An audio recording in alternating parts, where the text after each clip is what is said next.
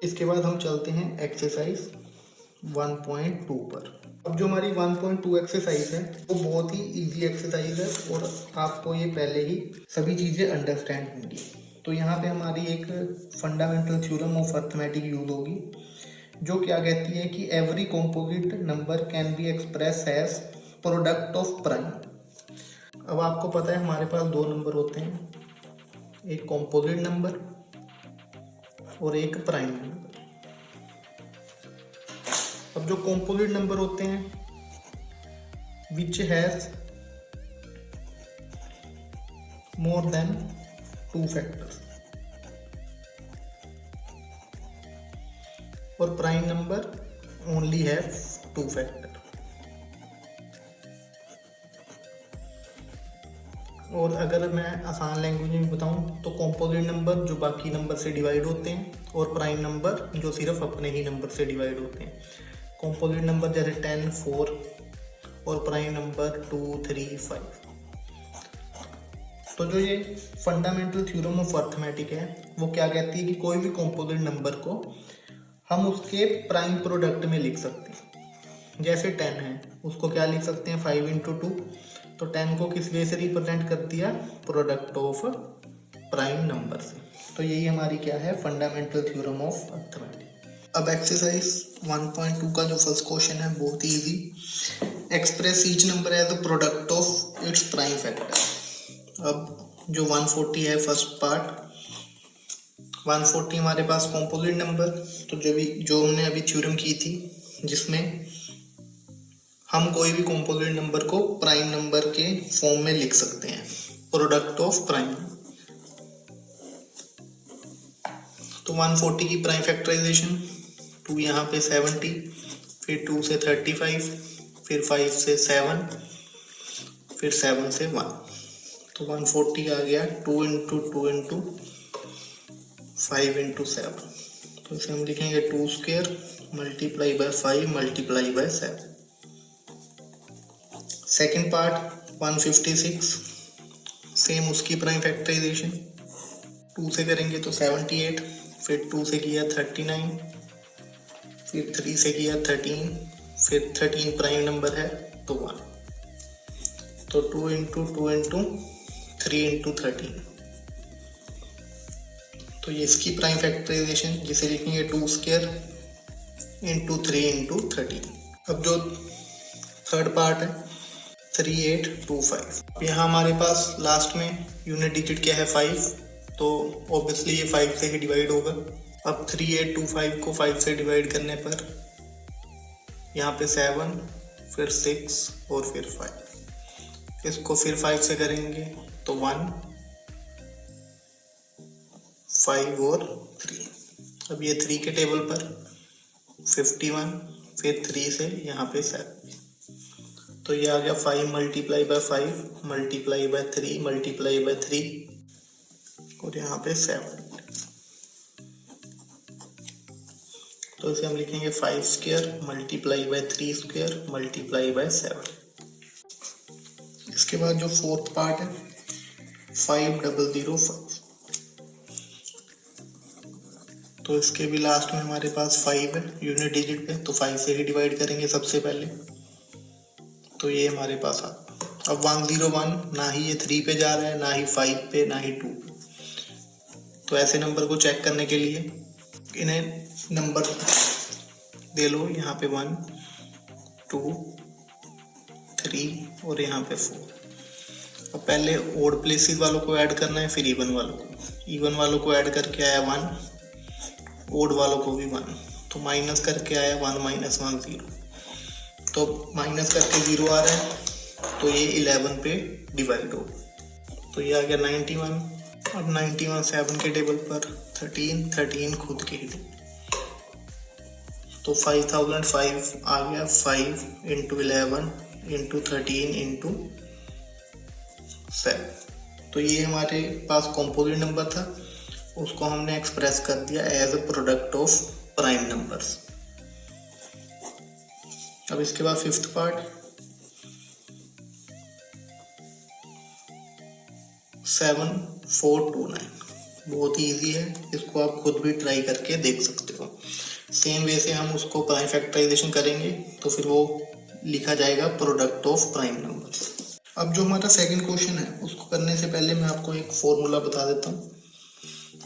Formula है और ये एक रिजल्ट भी है कि LCM multiply by HCF of two number वो किसके इक्वल होगा, प्रोडक्ट ऑफ टू नंबर्स। इसका मतलब क्या है कि कोई भी अगर हमारे पास दो नंबर हैं A एंड B, उसका जो LCM है, LCM of AB multiply by HCF of AB वो किसके इक्वल होगा, दोनों के प्रोडक्ट। अब सेकंड क्वेश्चन भी हमारे पास इसी पे ही बेस है। एक हमने LCM फाइंड करना है और HCF, और वेरीफाई करना है यही relation HCF multiply by LCM equal to product of two number. तो क्वेश्चन सेकंड का फर्स्ट पार्ट है 26 एंड 19। तो 26 की प्राइम फैक्टराइजेशन 13 इंटू 2, 91 की प्राइम फैक्टराइजेशन 7 इंटू 13। अब इनका जो HCF है, हाईएस्ट कॉमन फैक्टर, वो हमारे पास है 13, और LCM जो कॉमन है वो एक बार, उसके बाद जो हमारे पास रिमेनिंग 14 इंटू 13, तो ये आ जाएगा 182। ये हमारे पास HCF आ गया, LCM। अब हमने ये रिलेशन प्रूव करना है, तो LCM multiply by HCF। LCM 182, HCF 13, multiply करने पर 3 2 6, ये आया 2366। अब सेकंड साइड पे प्रोडक्ट ऑफ नंबर्स, कौन कौन से नंबर हैं, 26 एंड 19, तो इनको मल्टीप्लाई करते हैं। तो इनको मल्टीप्लाई करने पे भी सेम आंसर आया, from equation 1 and 2। LCM multiply by HCF equal to product of two numbers. यही हमने रिजल्ट वेरीफाई करना था और HCF और LCM फाइंड आउट करना था। अब हमारे पास जो सेकंड पार्ट है 510 एंड 92। पहले 92 की प्राइम फैक्टराइजेशन 2 इंटू 2 इंटू 23, उसके बाद 510 की प्राइम, ये हमारे पास 510 की prime factorisation 2 into 5 into 3 into 70। LCM जो कॉमन है वो एक बार, उसके बाद जो बचे हुए नंबर,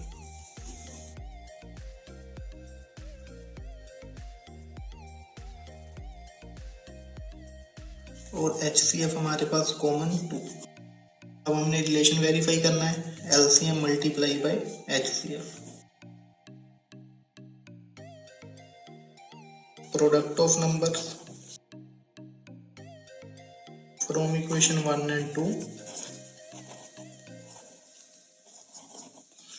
रिजल्ट इज वेरीफाइड। यही हमने रिलेशन प्रूव करना था और LCM और HCF फाइंड आउट करना।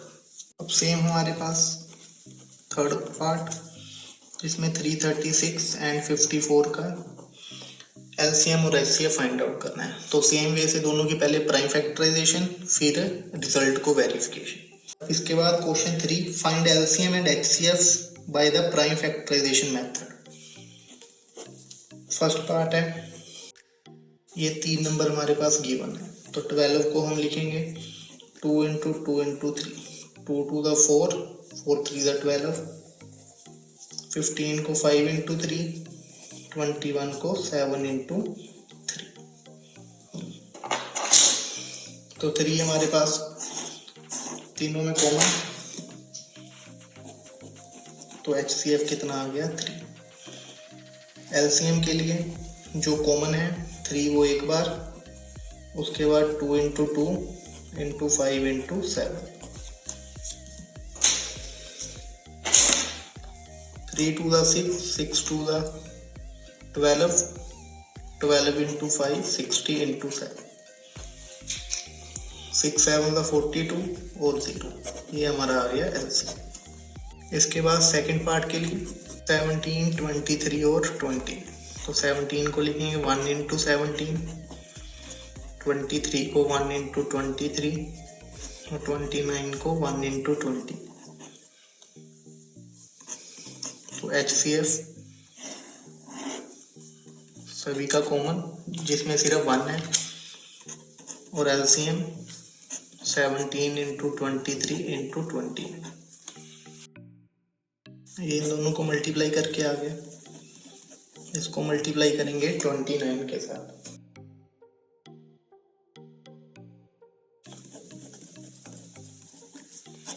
तो ये हमारा आंसर आ गया 11,330। इसके बाद जो थर्ड क्वेश्चन है 8, 9 एंड 25। तो 8 को हम लिखेंगे 2 की पावर 3, 9 को 3 की पावर 2 और 25 को 5 की पावर 2। तो इसमें कुछ भी कॉमन नहीं है, तो HCF 1, LCM इन तीनों की मल्टीप्लिकेशन 8 इंटू 9 इंटू 25।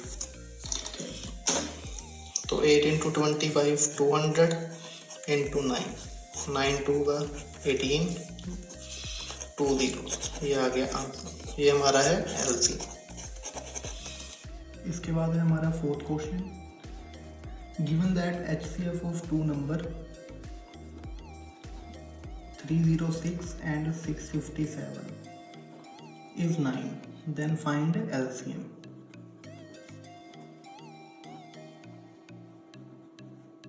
पहले हमें इसका HCF गिवन है और हमने इसका LCM फाइंड करना है। तो 2 नंबर है हमारे पास, एक नंबर है 306 एंड सेकंड नंबर है 657। तो जो हमारी रिलेशन था HCF multiply by LCM equal to product of 2 numbers. तो HCF है हमारा 9, LCM हमने फाइंड करना है, ये हमारा है 306 एंड B है 657। तो LCM आ जाएगा 306 इंटू 657 और ये 9 इधर आके डिवाइड, 9 की 306 से कटिंग की तो 34, अब 5, अब 657 और 34 को हम मल्टीप्लाई कर लेते हैं।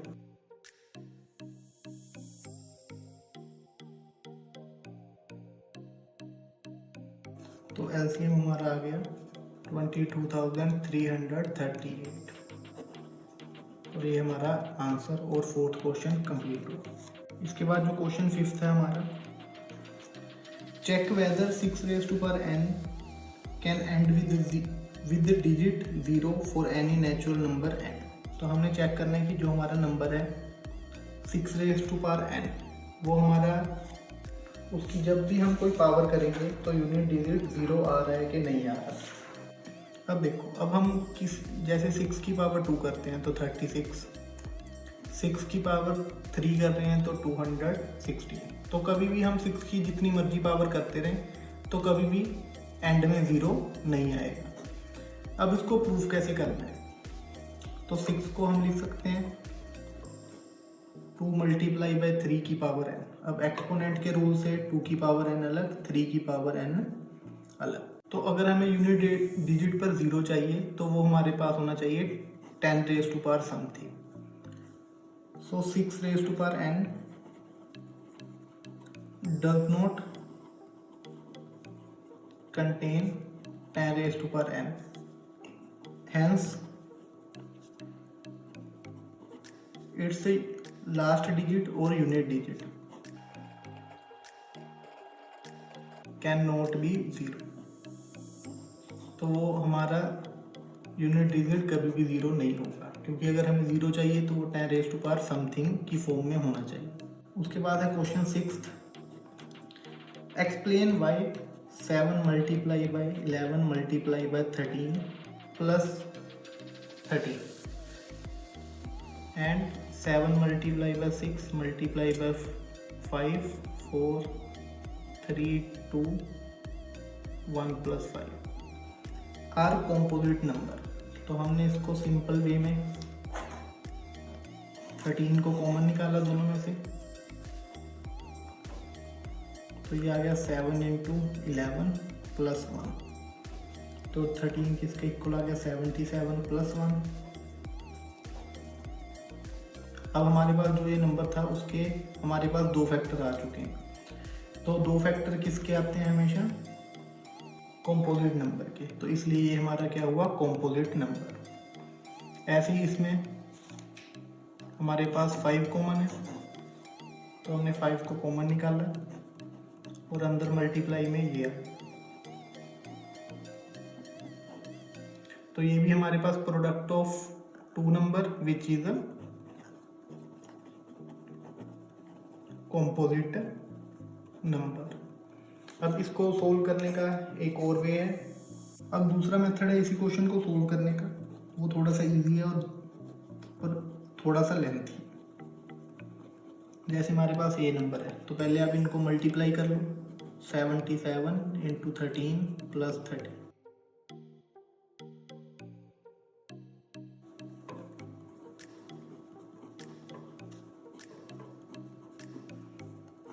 तो ये हमारे पास आया 1014, जो हमारे पास क्या है, composite number, because it has more than 2 factor.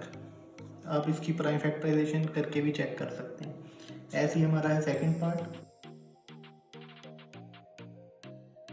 6 7 42 42 5 210, 6 6 4 24 + 5।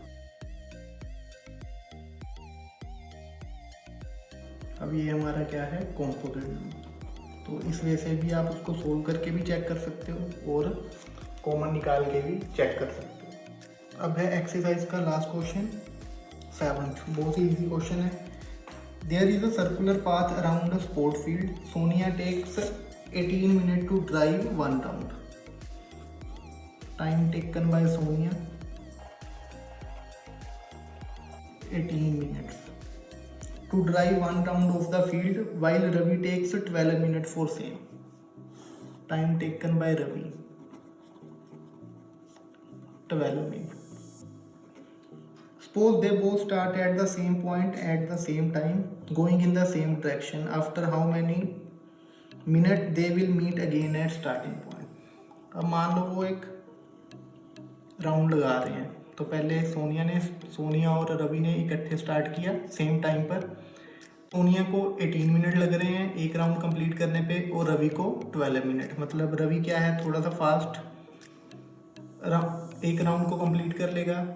और हमने दोनों का क्या निकालना है, एक सेम टाइम, कि वो कम से कम टाइम में इकट्ठे एक पॉइंट पे मीट करें। तो जब भी हमने कम से कम टाइम या कोई भी चीज़ लीस्ट निकालनी होती है तो हम निकालते हैं एलसीएम।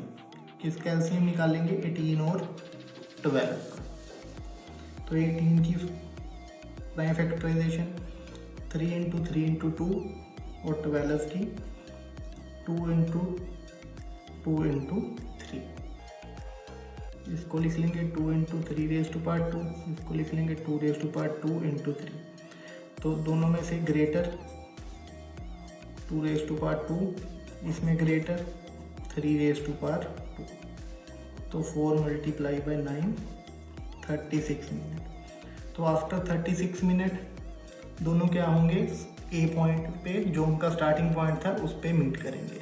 तो सोनिया को 2 राउंड लगेंगे 36 मिनट में और रवि को लगेंगे 3 राउंड्स। इस क्वेश्चन के साथ एक्सरसाइज 1.2 कंप्लीट हो चुकी है। इसके बाद हम शुरू करेंगे थर्ड एक्सरसाइज।